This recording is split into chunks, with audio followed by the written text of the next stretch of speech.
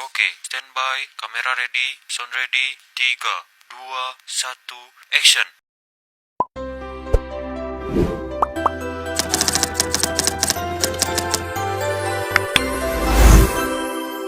Halo, selamat datang di Beraniin. Aku Yumi dan ini adalah ruang untuk kita berani mengambil langkah demi pengembangan diri. Aku seneng banget nih bisa menyapa para katalis di episode perdana ini.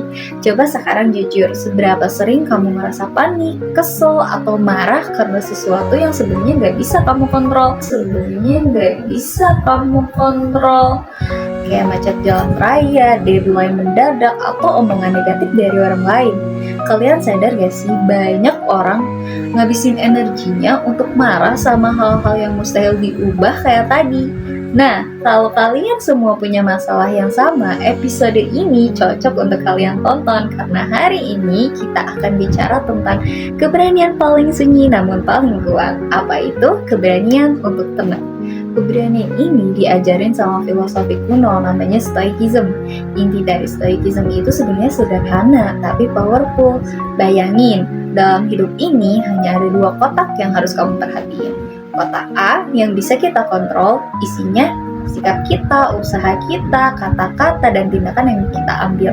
Kotak B yang gak bisa kita kontrol, isinya hasil akhir, opini, masa lalu, ekonomi, atau perilaku orang lain.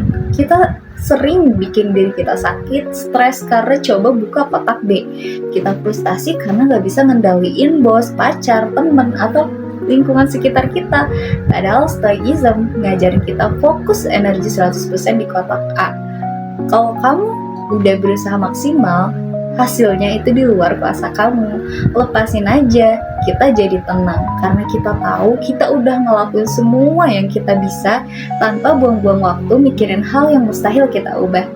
Tapi konsep ini bukan berarti kita pasrah dan gak ambisius.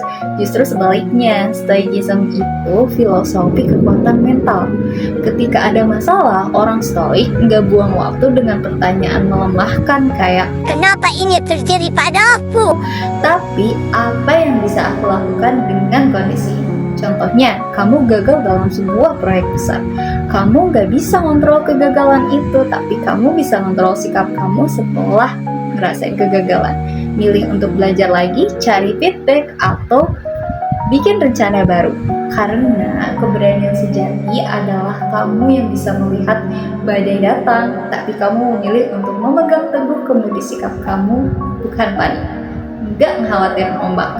Kamu milih untuk fokus sama apa yang ada di kotak A kamu. Nah, Katalis, aku punya satu praktik stoik yang bisa kamu coba. Namanya premeditatio malorum atau merenungkan hal buruk yang mungkin terjadi. Contoh, apa hal terburuk yang mungkin terjadi hari ini atau besok. Misalnya kamu takut presentasi kamu gagal.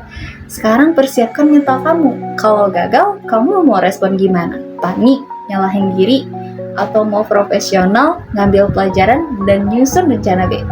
Dengan nyiapin mental kita yang terburuk, kita jadi siap.